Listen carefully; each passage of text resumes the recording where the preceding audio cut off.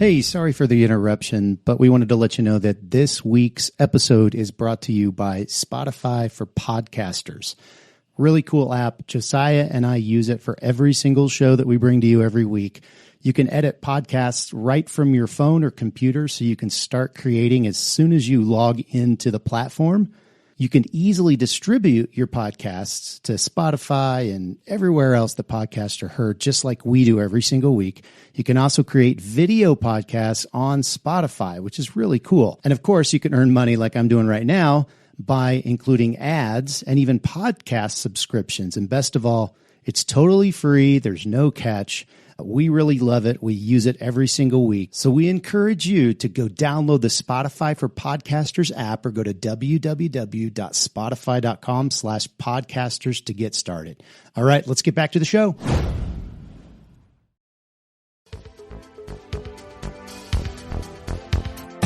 Radical! Welcome to this week's episode of the Print on Demand Cast. Each week, join the gnarly Travis and Josiah as they provide insight into the print on demand industry and equip you with the totally tubular tools, advice, and strategies you need to achieve success and hopefully have a few laughs along the way. Now on to this week's Totally Tubular show.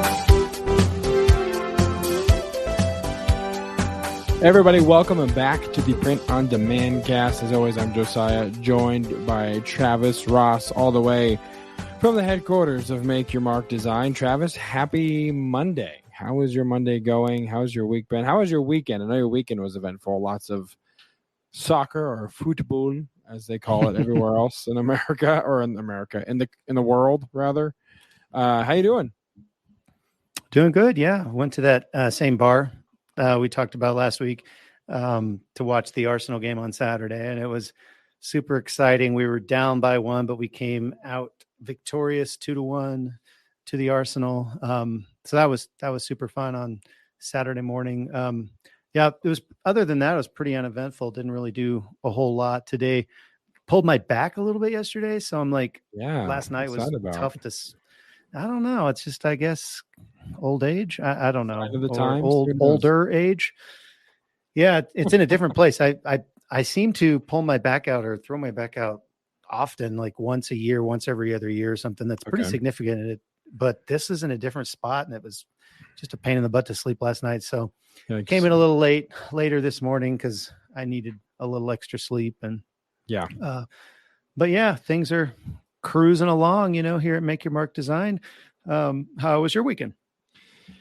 It was pretty uneventful for the most part. Well, Saturday played 2.5 hours of pickleball. It is all the rage now amongst for the win amongst our mutual friends. In fact, after I'm done recording here, I'm going to go meet my father-in-law and there's some really nice courts about 10 minutes from here. There's 6 courts. And they're all lit up, so it's very well lit. And they close at like 10:30, so you can play to your heart's delight. Not too busy at that 7:30, 8 o'clock time of night. So it's nice to go and it's cooler. You don't have to worry about it getting any hotter. That's for sure. So yeah, we're gonna go do that. Did that Saturday morning and went 3-0 with my father-in-law and I. Jason and I were on a team, so we were undefeated that morning. So it was a good time. But other than that. Not too exciting. Yeah, just looking forward to next weekend because the Monday is off, right? Paid holiday. Nice. And we'll be house sitting for Megan and Jason. They're going to Hawaii with Josh and Carly, who of course we both know. So they're going there for like a week, and we get the pleasure of not going to Hawaii and watching 4 dogs. So that's what we'll be doing at their house. So yeah, next week will be a little bit more latitude. We'll see what'll happen. We'll have to do some stuff to keep ourselves entertained that week. But otherwise, man, all good to go. Excited for something we haven't done in a while. I think we've only had one of these episodes officially in the archives as far as like took the title and everything. So yeah, I think it's going to be really exciting. But before we get to that, as always, well, not as always, when we don't have a guest, as always, we're going to go straight to this week's point of interest. Well, howdy, partner. Welcome to the Point of Interest part of the POD cast. So grab your hat and hold on tight because we got some learning to do.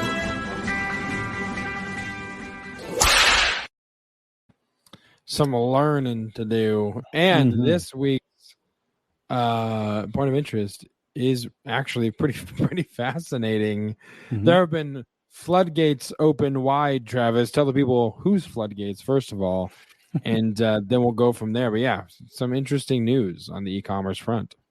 Yeah, I actually heard about this in a Facebook Messenger group that I'm in.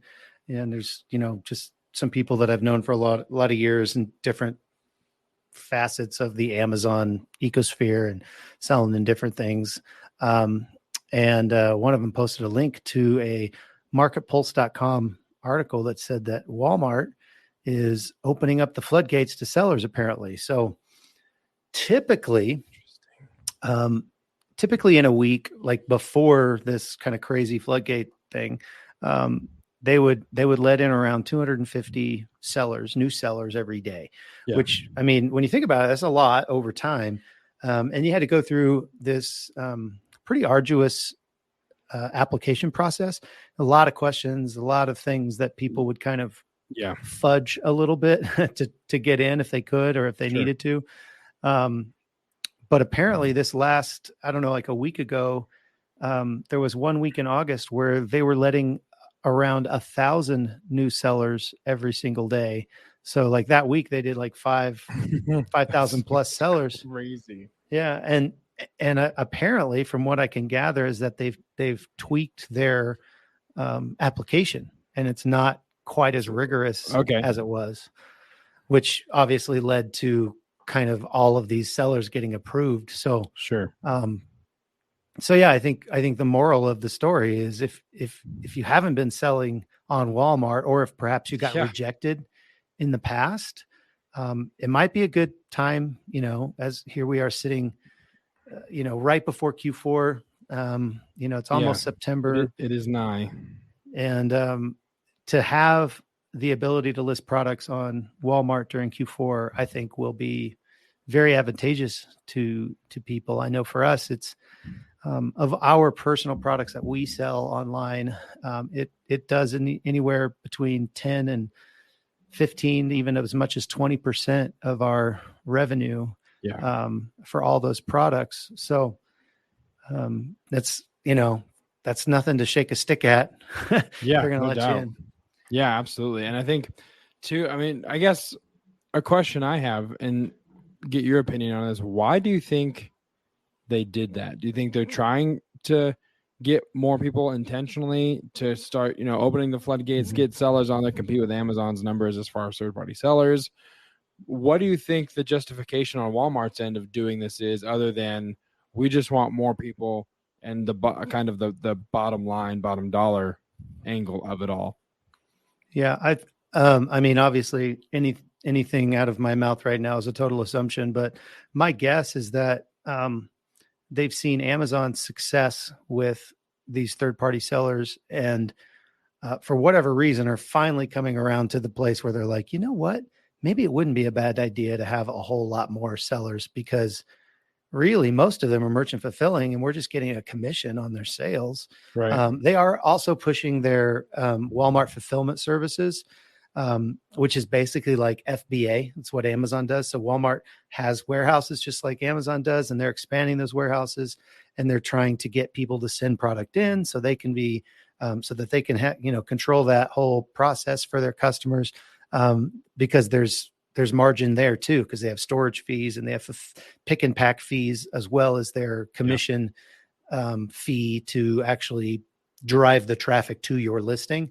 They're always going to take something for that, but then all these additional fees. So I think what they were doing was slowing the growth so that they could build out some of their infrastructure for this WFS, Walmart Fulfillment Services, and get enough warehouses where they felt like, okay, now we have the infrastructure. Let's open the floodgates. Let's get a lot more sellers in, and let's really, really push Walmart Fulfillment Services and try to fill up these warehouses right before Christmas. And we're going to make serious bank and be closer to their goal of being a genuine competitor to Amazon when it comes to e-commerce. Sure. Yeah. I mean, that makes a lot of sense. But yeah, like Travis said, if you have, I know Madeline has tried to get on Walmart before. And I think because of that she's either rejected or because of the application process, she was just like, I'll revisit this at a later time. So I will let her know that this could be that time. And if you're listening, like Travis said, and you've been selling on Walmart and you got rejected, or you saw the application, and you thought, you know what, I don't need Walmart that bad. You can circle back to it and see what you can do now, because I think Walmart clearly has a fever for new sellers at this point. I got a fever. So I didn't turn the loop off. I fail every time at that, and we're live to tape. So one thing I will say as well is make sure that you have a fulfillment partner that can integrate with Walmart as you proceed, and maybe you open an account, or before you even look at maybe applying at Walmart, make sure that your provider can do that. And if not, maybe start shopping for a provider that can integrate with Walmart, like Make Your Mark Design. And that was a shameless plug. That was awesome. So I just do what you need to do, but make sure your fulfillment partner can integrate seamlessly with that, so you're not having issues. You're all excited you got on Walmart, and then you can't even send stuff in. Well, I remember back when you started, you guys were actually processing the orders in the Walmart back end. Yeah, which is, that's a challenge, because there's a lot of copying and pasting from the addresses and all that stuff. You don't want to necessarily be doing that. I mean, you can if you don't expect to sell a whole lot. Maybe that's part of your workflow already from other places. You're doing it all manually. And so you could, continue to do it manually and just fulfill through anybody, really. Yeah. But I think you'll make it a lot easier on yourself if you can find a fulfillment partner that does integrate with Walmart. The other cool thing about Walmart is they allow you to upload inventory files, so you can use those Excel spreadsheets. It's a little bit different than Amazon, but it's something you can learn, and it'll greatly speed up the listing process to get hundreds and thousands of products on there quickly. And as of this recording, I am not aware of a top end limit to the number of listings you can do on Walmart. So sure. Okay. Just saying. Yeah. Crazy. Well, there you go, folks. That was this week's point of interest. And the main event this week is really brought to you by you guys, listeners. We have a couple questions here that we just want to kind of answer, maybe give some ideas on the riff, what have you, waffle a little bit with the fodder that is your question. So thank you for those that asked questions. And if you need to ask questions and you have questions, you're like, you know what? I want to provide the ingredients for their next waffle session. PrintOnDemandCast.com/Facebook is where you can go and ask those questions. One of these came in through email, through our website, PrintOnDemandCast.com, or info@PrintOnDemandCast.com. You can, of course, go there as well and ask a question. But the more questions we get, the more frequently we can do this kind of format where we just kind of chat and answer some questions surrounding what you guys have on your mind, or things that are prevalent and very pertinent as far as timing for you guys. So that's why this week we have a new bumper. So excited, because why not? But this week we have a mailbag episode.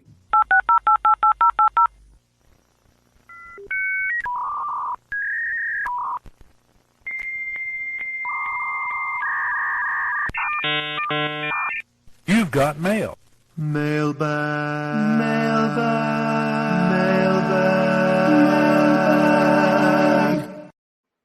All right. Do you think I gave some people some PTSD from the dial-up sound? They just suddenly had flashbacks of waiting for something to load and see if they in fact did get mail. I don't know. So let's go to the first question here from Jake Ham, who emailed us. info@PrintOnDemandCast.com. We have his question right here. We're going to read it for you all.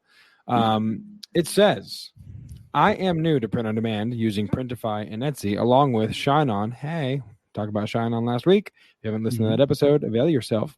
And T-Launch recently found out a couple local moms who do sublimation are selling their equipment and getting out of the business. On their Facebook page, they have around 1,000 followers and some really good designs that are not trademarked. They do all the work on their own. I was curious, a good way to go about offering print on demand and doing it for them without sharing what they could build and missing out on a cut of the profits from them. Sneaky. Taking it a step further. What would you expect for some sort of a partnership where I take their designs and create the store and basically run it all and they just design? I would handle their Facebook and everything. Or is there a better way to go about handling it all? That question from J Cam. Travis, what are your initial thoughts? It's kind of what we have done in the past, where basically they'd become a client of his with the designs. And I think my first blush opinion on this, as I'm kind of wrapping my mind around it for the first time, would be that, I remember using Merch Up by Amazon to try and kind of pitch people on this same premise where, hey, we'll do all your fulfillment for you. It'll be on Amazon. But the reality is that on the back end, there's not that much pie left to split when Amazon takes the lion's share of it. And so is that amount profitable to them that you would offer them if that's what you want to do? Or what's a better way around that to arrive at the same solution? Is there a way? Yeah, there's a lot of ways you could go with this. One of the other kind of downsides is that these two ladies or these two moms are they've already been doing this with their own equipment, so their profit margins are better than if you had to go and fulfill it, at a Printify or at a T-Launch or or wherever already. So they're already thinking, when you come to them with a number, they're already going, wow, that's a lot less. That's a lot less than what I was getting, because maybe they don't have a grid for how much a Printify or a Printful or a Make Your Mark design is going to charge them to fulfill these products. And so that's some client education, if you will. But yeah, that's definitely one way you could go. You could set them up as a client, say, hey, I'll run everything and I'll give you basically a royalty because I'm using your designs. But it's going to go on my Etsy account. It's going to go, I'm going to run your Facebook group. I'm going to do all this stuff. And I'm just basically licensing your designs to put on products, and whatever sells with your, images on it, you're going to get $1, or you're going to get $2 or $5 or what, I don't know where your margins, can take you on that. But that's definitely one way that they could be completely out of it and basically just get mailbox money. They just go to their mailbox and their PayPal account or wherever, and they get money once a month when you settle up with them. There is some administrative work on your end that you're going to have to do, and you're going to have to try to keep above board. And it may be more than you're thinking about right now. The one thing when I first read Jake's email, I was like, oh, this guy's like me. He's always looking for ways to, figure out a way to make money and oh, these people are quitting. What can I do to, take advantage of this opportunity? Not take advantage of the people, but take advantage of the opportunity. And so I can totally relate. I can totally relate with Jake in that he sees an opportunity, and all he's got to do is just convince them that it's a good opportunity for them as well, and that it's a win-win-win. So that's going to be your biggest challenge, I think, Jake, is really seeing, making sure that they feel like they win. You're probably going to have to be pretty transparent with, with your numbers so that they do understand it, because again, they were getting the full margin. They weren't paying a wholesaler. They weren't paying a middleman. And now technically they're going to be paying two middlemen, the vendor and you. And so that's why I might frame it as a royalty, that personally, just because people tend to think royalties are less and there's no work for them. You even mentioned they could continue to design and provide you with options. Sure. And I think, there was a little bit of a follow-up kind of, I guess, clarification in an email thread back and forth with Jake. And he had essentially said that these ladies are also looking to just kind of get out of the business in general. So maybe that could be advantageous to your pitch, because you're not trying to take something from their hands that they're holding firmly, they have a firm grip on.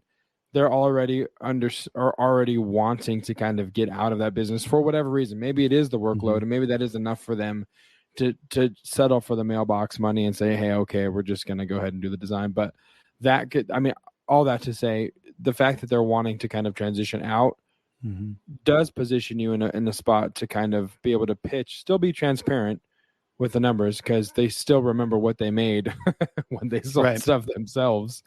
But it might give you a kind of a pain point to specifically address with them and say, or even ask, why are you guys transitioning out? What's the story? Why are you guys wanting to sell stuff? And then address that. If it is the workload, if it is the uploading and the production, and you're willing to take that off of their hands, that could be worth quite a bit to them just to get that, time back that they've spent on doing it themselves. So, we'll go into it being transparent, but also I've learned in those types of discussions to also not go into it married to a particular outcome, because you don't know the second half of the conversation that'll be coming from them. So keep whatever you're going into it with an open, kind of an open hands, and be willing to kind of modify and be flexible. And, our favorite word on the show is pivot. Don't be afraid to pivot and come up with an agreement that is a win-win for everyone involved. So, yeah. Another thing he said in his kind of fall, I answered him and said, hey, this is a great idea for, a mailbag segment. We should answer this and talk about this on the show, because there are so many facets to this. There's so many different directions. To your point, Josiah, I agree. Coming in with an open hand, hearing them first and really seeing where their pain points are is, you're assuming their pain points, but when you really, when you actually have a conversation with them, you can really dial into those and see what solutions could solve that for them. But in that email, that kind of back and forth, you mentioned that she's local around you, and she has about 700 or 800 following on Facebook of local parents, clients, and she seems to sell out quite a bit.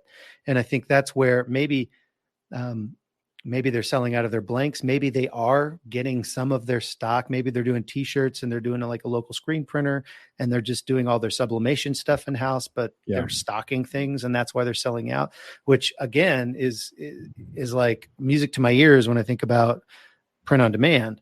You can really, you don't ever have to sell out, with print on demand, because again, the product doesn't exist until it actually sells. But, that was one of the things I thought about, is that all of a sudden they never have to go out of stock. They can, apparently they're doing these releases 4 to 6 times a month with new designs to their kind of niche or their group of fans, so to speak.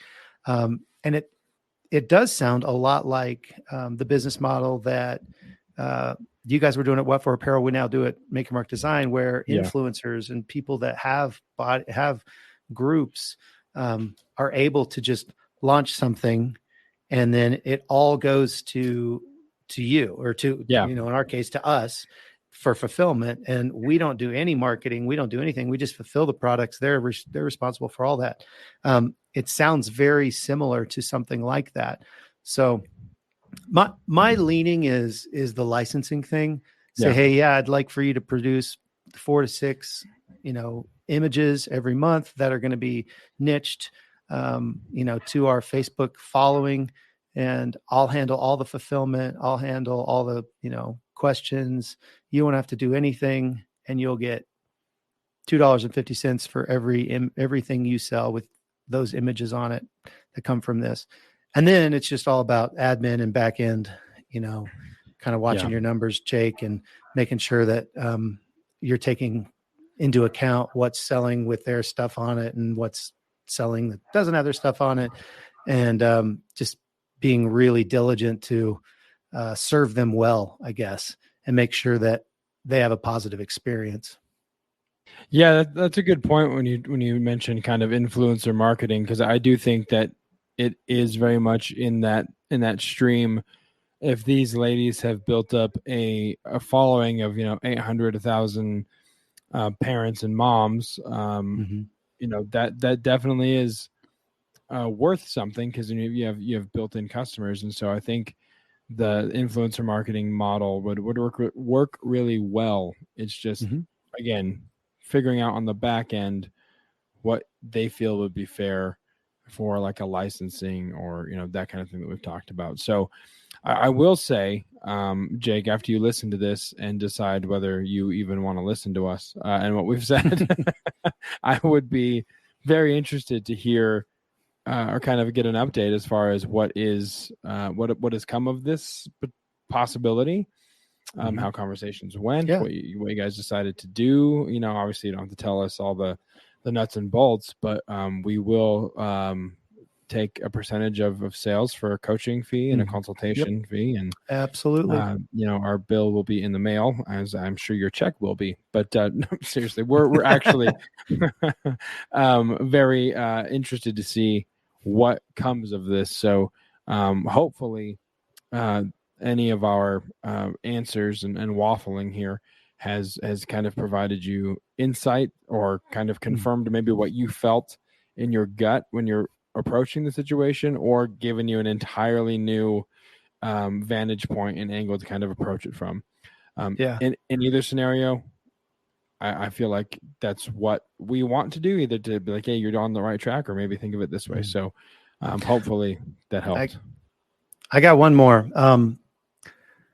I think that one of the things that you're going to want to really consider is try to, the less complicated it is, the better. Yeah. So try to put something together that's very simple. It doesn't have a lot of moving pieces. Yeah, that's good. It's very easy to understand, and that's what you want to present to them.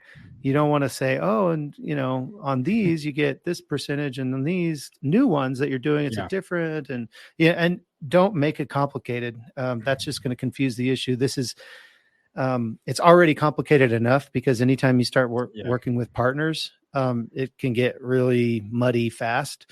And so you want to just try to make it as easy and as simple as possible. And I mean, definitely, cross all your T's and dot all your I's, but don't make it so convoluted and so confusing that it just it'll just cast a shadow on it, like doubt. Like, I don't know if this guy can really do this if it's too complicated, because they're going to see all the weeds too, because they've already been selling. So if you can make it simple, I think you'll do well to do that. Yeah. I think keeping it simple too, in a roundabout way. I don't think we often think about this.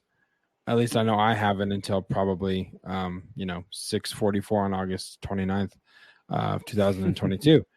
But a lot of times when you come into something and it's simple and concise, it does kind of convey a confidence that, as opposed to, I think you tend to maybe want to make it complicated, because it's in a roundabout way a weird flex of like, I know how this industry works, and so I'm going to give you different scenarios, and this is how it's going to work, and we got to do this percentage here and that kind of thing.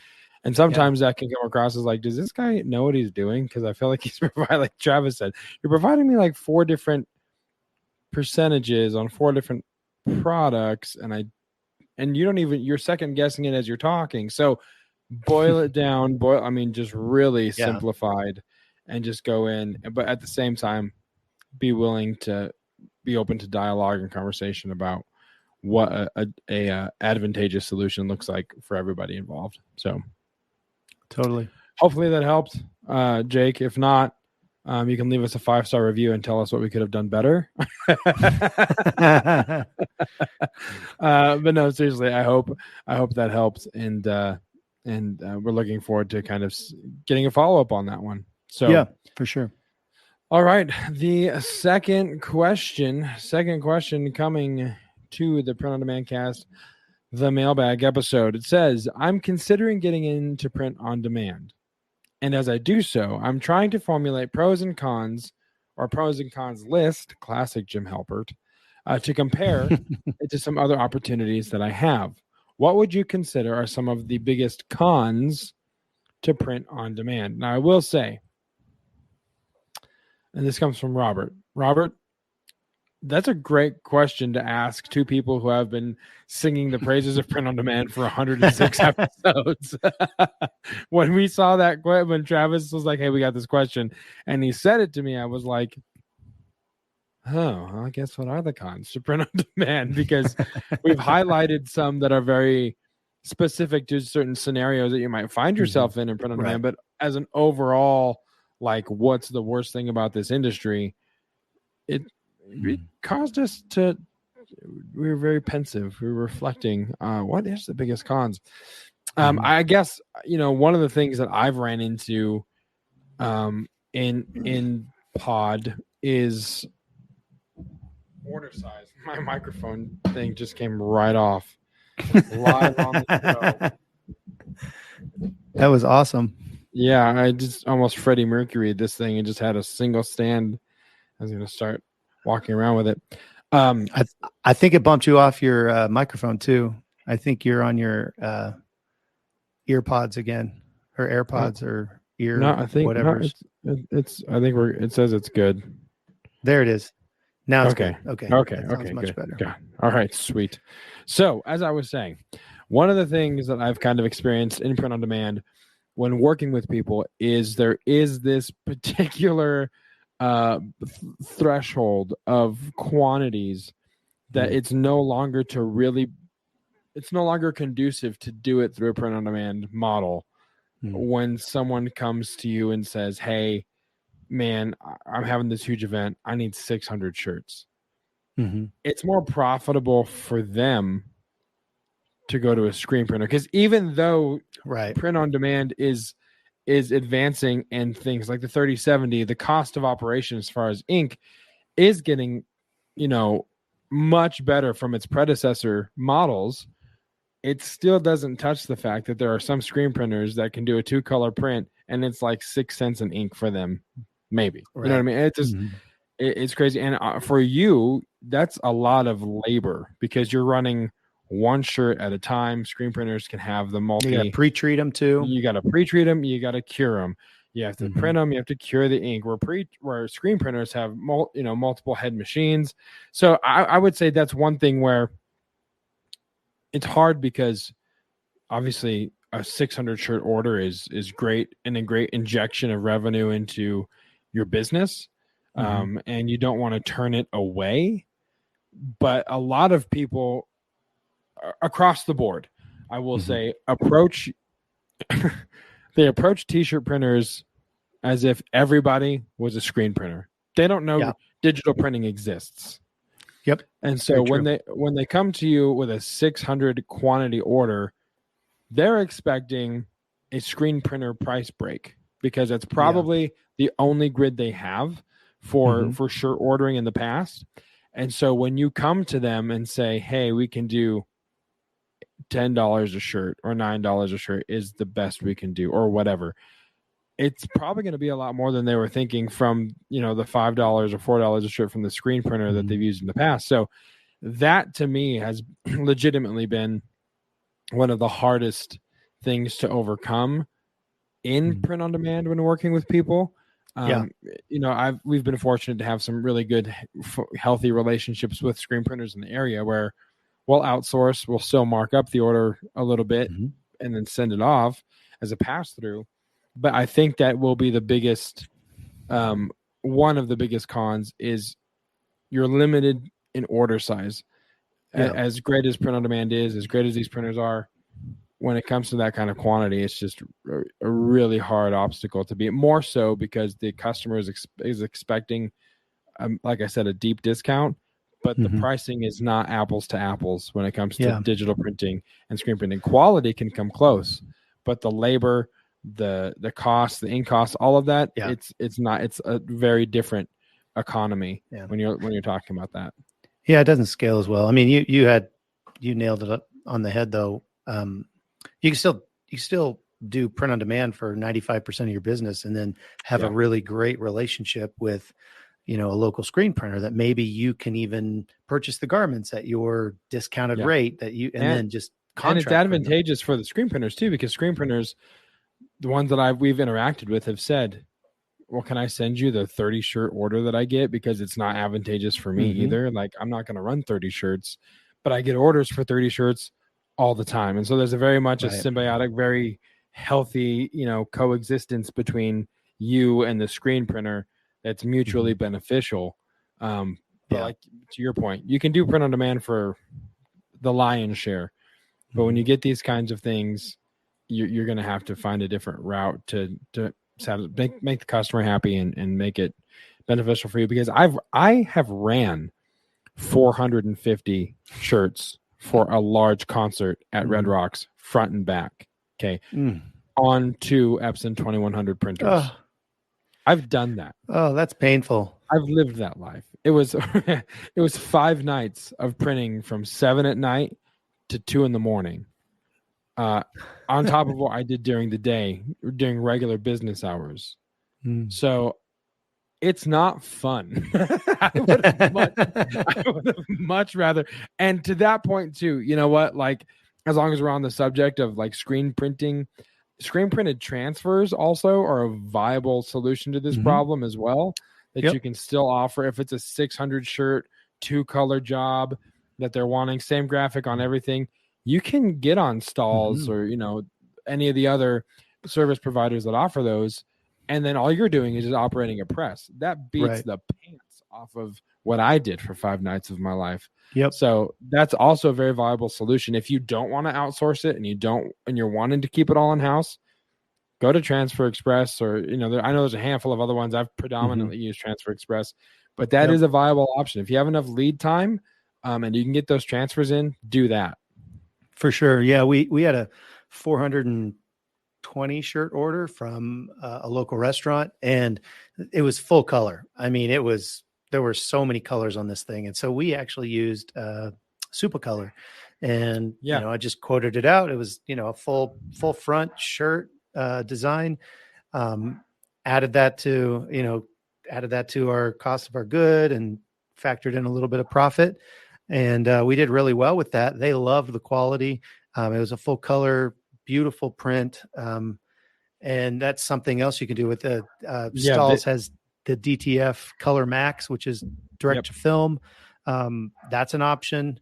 So that there are other options to get around this con. And I know he asked for the cons, and we're like, well, here's a con, but it's really not a con because, Well, Robert, you're talking to 2 guys that have figured out all of the ways to position and pitch this particular detraction from print on demand business model in order to secure business. Okay, that's what we've done for the last 5 or 6 years of our lives. So while we will admit that there are cons, we will also admit that there are solutions that can be found in the midst of these cons.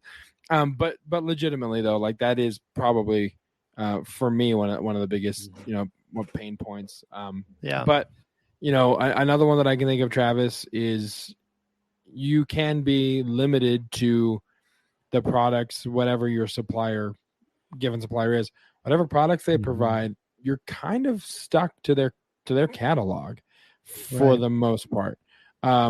What's been your experience? And I know you've done some drop shipping, and I know there's even some clients that are like, man, we'd really like, can we get like print all over backpacks? That's a very extreme, example, but these particular people who are just like, man, we really want fanny packs because everyone loves fanny packs. We don't really produce those. So they're limited. And as a supplier, as a provider, you're like, well, I don't know if I want to invest in that because you're the one person that's asked for fanny packs, but you've also done a lot of drop shipping. And so how has your experience been when you're limited to a supplier's catalog and there might be something that you're wanting to offer that they don't provide? Yeah, I mean, that's definitely a con. you can get around it by using multiple vendors. I know a lot of people who do print on demand, and they use even some of our clients. We fulfill, a bunch of stuff for them, but then they have other products that they have somebody else fulfill, or they order in and fulfill, off of their own shelf. Yeah.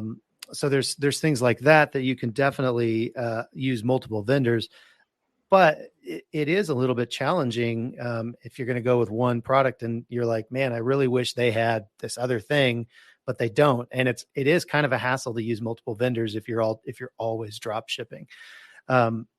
So, I mean, there's a lot of things that I would say you're limited by what your particular fulfillment partner is willing and able to do. And I'll also say, from a fulfillment facility perspective, R&D, research and development, is challenging. It's the one thing that you really do need to do so you can provide new products to your clients and whatnot, but it doesn't pay anything. It's like you have to pay someone and buy the blanks and pay the time and the ink and all of that stuff to figure out what the best options are for these different products. And you don't get paid at all until you finally release it and somebody actually sells it. So there's a little bit of a risk there from a fulfillment center perspective. And maybe that's why they don't release all of the stuff. They don't have everything available to you. And I'll also say that's one of the other benefits of potentially working with a smaller supplier, a local supplier. Hey, I have this great idea. I really want to do this one thing. What do you think? Okay, well, what are your, and then you can have a conversation, I guess, is what I'm trying to say, with maybe a smaller vendor. We've had a lot of conversations with people. And as a matter of fact, we have probably 10 or 15 products that we've been testing and are putting together a sheet that we can take to one of our largest clients and say, hey, what do you think about these prices? This is what we could do them for. Which of these do you want us to potentially add to our catalog? And then when we get our biggest client on board, we can then roll it out to all of our smaller clients as well, and have the opportunity for them to have new products in their catalogs on their different shops and everything. But it is something that you have to worry about, or you have to consider, because you are limited not only just with the products that your screen printer or your fulfillment partner provides, but you really don't have a lot of, and this is another con, really, you really don't have a lot of control over the quality of those products. You don't have a lot of you don't have any control over the supply chain either. Sure. So if your fulfillment partner is only using one vendor and that vendor runs out of something and they're not using other vendors, you can't tell them to use other vendors to find the thing that you just sold on your Shopify account. You don't have that ability. So you're really kind of at the mercy of your vendor, of your print on demand fulfillment vendor. Yeah. Yeah. That's why you've heard us on the show before, stress the importance of samples and trying to get something in hand that you can feel, see, test, and approve of before you start sending them out en masse to your customers or your fans or whatever, to your following, whatever you have, whoever's buying your product. So that definitely is another pain point. It's not really, and on top of that also is like the shipping times and the order delays, and like you have really no control. You have less control than someone like Travis does, who doing production in house, and the minute it leaves his house, his shop, he has no control over it as to where it's going or how long it takes to get there. He at least can answer customers of like, oh, that's backed up, or we had a technical issue and that's still in the warehouse, and so we're going to get that out as soon as possible. If you're drop shipping, you don't even have that. You have to, it's true. You have to, rely on communication from your supplier, and depending on the size of the supplier, the communication could be nil to non-existent. So that's another thing you have to take into consideration too, is you're not, it's if you're trying to really refine and develop a brand of a branded clothing and kind of have control of the customer experience from, soup to nuts, like whatever, from front to finish, and you're trying to really have control over the customer experience and leave a good impression, can be a lot harder to do when you're drop shipping, because there's a lot that you just don't have control of unless you are able to be on the ground at this particular facility, or it's a local place like a Make Your Mark design where you can go and kind of work out specific, arrangements and maybe pay for custom poly bags to be used and that kind of stuff. Yeah. So I that's one thing I was thinking of too, is like print on demand is great for like Etsy shops who are kind of selling an amalgamation of different things, or novelty stuff. But I feel like if you're really trying, like this hat is from Disciple Threads that I ordered from, and their packaging was incredible. They're like, everything about getting this hat and the shirts that I got from them was awesome, from the packaging to the tape to the note inside to the card to the sticker. All of that was very on point. And so that kind of stuff you don't necessarily have the ability to deliver when you're drop shipping. I think you can do proof of concept when you're drop shipping and see if there's a demand for the thing that you are doing or the designs that you're putting out there without really investing in equipment up front or doing production in-house. I think that is good. You can do proof of concept. But if you're really trying to dial in something and offer a brand and control the experience, you might find that challenging with drop shipping. So yeah, you're really going to need to work with, a specific type of vendor that can maybe give you some preferential treatment, if you want to do some of that stuff. Another con with print on demand printing is that exact color matching is really difficult. It's almost impossible with like screen printing. They literally have recipes where they can mix this color to this color to get this Pantone, with screen printing, it's digital printing. So the first problem is that everybody's monitor is different. So what looks red on my monitor may look more maroon on your monitor or vice versa. Yeah. And so when you're talking about digital printing, you can open that up in Photoshop and see exactly what colors they are. But even then, printers are going to vary in their color profiles. Now, there are big companies out there that'll come out and, if you have a whole bunch of DTG printers or whatever, and they'll go through them and they'll make sure that everything's on the right color profile. But even then, that just means that they're all going to print the same. That doesn't necessarily mean that they're all going to print a specific Pantone when it calls for a specific Pantone. It just means that they're all going to print the same color of red. So color matching is a challenge. If that's something that you feel like your customers are going to want, if you're working with, larger businesses that have, branding guides and, this is the Pantone for our logo and it can't vary. Well, you know what? That's a challenge. That really is a challenge with print on demand. Yeah. Unfortunately, it's not really possible when they want that. Like you said, it can be worked. But we had a client, which Elf Grill in Dacono. Yep.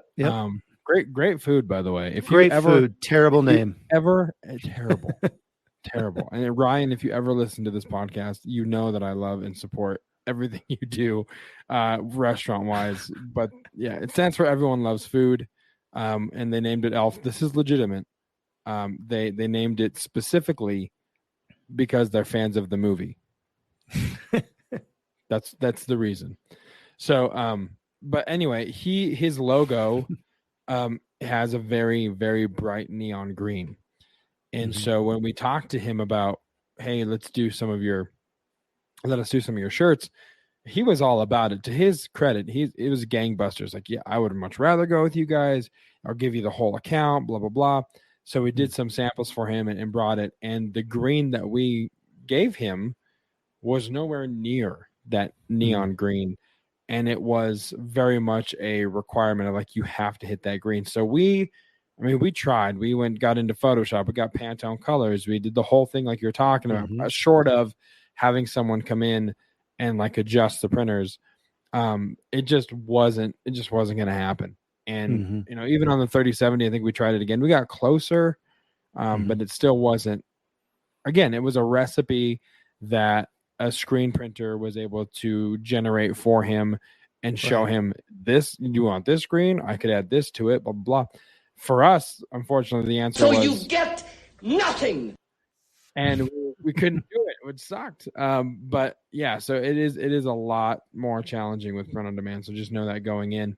The other con, and perhaps the last of this waffle session, I think, honestly, and listeners, you tell us. I had an idea today that we should start a mini series within the feed called Waffle Wednesdays, where we just take up random topics, whether it's print on demand or otherwise, and just chat. Or like we've always talked about bonus or 0.5 episodes. We'll see. But we've always done that. We've always talked about those since the first week. I just see a Waffle Wednesday shirt in the Waffle House logo style that I think would be choice. So if you want to hear Travis and I talk about random topics throughout business, print on demand, whatever, we'll do it. So the last con, though, is there is a lot of, and we touched on this a couple of episodes ago, there's a lot of upfront work before you generally see much of a return on investment in regards to your time. Right. There's a lot that goes into setting things up, designs, systems, backend integration, setting up accounts, EINs, LLCs, all that kind of stuff. Yeah. We touched about on this, Travis, because we talked about how a lot of these guru courses generally omit or very quickly brush over the fact that is a part of the process. And they focus on the end goal of you make 6-7 figures, whatever, but they've neglected the fact that there's a lot of time that will pass before you really see a return on that investment. It's very, very front end heavy for sure. If you want to ever be in that position where you're the sitting on a beach, drinking a Mai Tai, or enjoying yourself sipping a old fashioned somewhere, and you're just getting those notifications of this sold, it's going to take a lot of front end work to get that virtual mailbox money, as you alluded to earlier. But that's for sure, I think, one thing that a lot of people don't think about, because they go into it really eager to make money, but they don't understand that the workload on the front end is pretty immense. Yeah, I would say, Robert, on this last one, if you mentioned in your question that you had some other opportunities, and you're trying to weigh them against print on demand. I think print on demand is a great option for creating a long lasting business, a sustainable business. But if you're looking to kind of make a quick buck, I don't know that this is necessarily the best investment of your time. There's probably better opportunities to make quicker money. The thing I like about print on demand is that it's you do one thing, and then that thing can potentially pay you in perpetuity. And I've talked about this on the podcast before, but I have coffee mugs that have made me, or revenue, not made me profit wise, but made me in revenue, $20,000-$30,000 over the course of their lifetime. And so that's pretty awesome for a $5 design and 10 to 15 minutes of coming up with keywords and bullet points and titles and all of that. That's a great return. Now, on the other side of it, I have a lot of losers that have never sold, that I spent the exact same time, spent the same money, all of that to get the design, and they've never sold. But you're never going to know that unless you throw a lot of designs, a lot of these things at the wall to see what's going to stick. And then when they do stick, you have an idea. Well, where can we go from here? Well, I can niche this out, and I can do a whole lot more with this particular niche. I can put some more products out. I could even build out a whole nother site. I loved last week when we had Eric Taz on from Shine On, and he was talking about a family gift store. That's an idea of what you could do when you find something that works. Create a store around that thing potentially. And you can really start capitalizing that. So there's so many different ways you can go, but just know that there's a heck of a lot of work honestly before you're going to see a whole lot of success in print on demand. Now, that's probably in most businesses. It's probably in most, make money online for sure. businesses. But it's definitely true of print on demand. And that's kind of where my expertise lies. So I know that to be true. And now, to be 100% fair, there are, lightning does strike every once in a while, and you'll have something that's a runaway success and sells like, absolute crazy because, you just hit the right time of year with the right, and it just resonates. So it's not to say that you can't make a lot of money quickly, but most of the time it's going to take a little bit of time for you to see that time investment really make a return for you. Yeah, for sure. I mean, I think you pretty much nailed that on the head. I think you're right. It is the same for a lot of businesses, but again, if this is an option for you, Robert, and not the option, I would seriously, and I would say this whether it was print on demand or anything else. I mean, this could be, a CPA podcast. God, how boring would that be? A CPA podcast, but sorry, I might have offended. Do we have any CPAs in our demographic? I don't think Spotify niche is down that hard, but if we did, I apologize and prove me wrong. Start a podcast and I'll subscribe and try it. But I would say this regardless of whatever career path it is, where you do need to definitely, weigh all of the pros and cons for all of it. And like Travis said, if it's something that you're thinking is like a quick buck, easy, make some money, it's really, if this is something that you're going into to make it your plan A and there is no plan B, that's not going to be the case.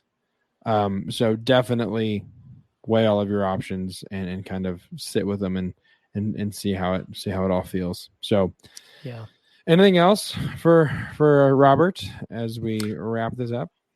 No, I appreciate the question. It did kind of make us think a little bit. And like, what are the cons? I didn't realize there were any cons.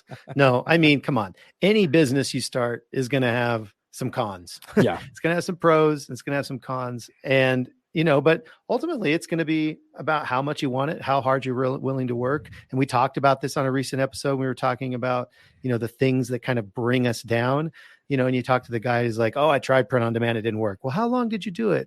6 months or so. Well, duh. Yeah. You try anything, I tried to learn, I tried to learn the guitar and I gave it a whole 6 months and I can't play like Eddie Van Halen. Well, no, that's probably not, so it's just with anything that is worth doing, there's going to be a time investment and some pain that you're just going to have to go through to get to the end of the rainbow, the pot of gold. Yeah, 100%. And also, I mean, as long as we're kind of doling out answers and or advice, I do have some advice.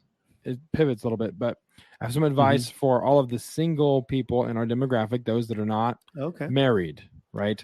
I just feel like it's a good way. I might as well throw it in. I was thinking about it earlier today, but some advice for all of you single people. Stop looking for the perfect match. Use a lighter. No, you thought we forgot, but no. We would never. How could we ever forget everyone's favorite segment? Time for the weekly dad joke. That's right. That was the weekly dad joke. Feel free to use it at your next party. So, but seriously, guys, thank you so much for tuning in. This was a lot of fun. Please continue to send us your questions. How can you get a hold of us? Attention hotline fans. Well, there's a couple ways you can do that. You can contact us, again, printondemancast.com/Facebook. You can post in the group. You can DM us. You can, whatever way you feel you want to use to ask a question or get in touch, please do so. Info on Demandcast as well is another way you can reach out to us and ask us a question. These episodes are a lot of fun for Travis and I, selfishly, because one, we love talking about this kind of stuff. We love interacting with you, but also we don't really have to think about what we're going to talk about for that episode because you guys give us the main event. So, but seriously, thank you guys so much for giving your questions, and please continue to do so as well. And as always, wherever there are podcasts, the PODcast is there for your listening pleasure, and it is 100% free. This content will always be free. If we ever actually start a paywall, this show will not be behind it. It'll be a bunch of other nonsense that probably has nothing to do with print on demand. But this show will always be free. One thing we do ask, if you would be so kind, if you happen to have the time, leave a review on Apple Podcasts. If you are using that particular app, leave a review. Let us know what you think. Give us a dad joke. Ask a question there. Whatever you want to do, just leave us a review. It definitely helps the algorithms and helps this information get in front of people like yourself, or even like Jake, who has a question about a business proposal or a business situation, or Robert, who's trying to get into the business to begin with. So when you do that, this content gets put in front of those kinds of people, and it helps us find people who are in need of this info. So thank you guys so much for that. Travis, anything else before we put a bow on this thing and wrap it up? I was going to mention that Jake actually did send us a dad joke when he submitted his question. Yeah, he sure so I wanted to did. Shout him out one last time. So I'll just do it right now. Yeah, he said, "Why do fathers take an extra pair of socks when they go golfing? In case they get a hole in one."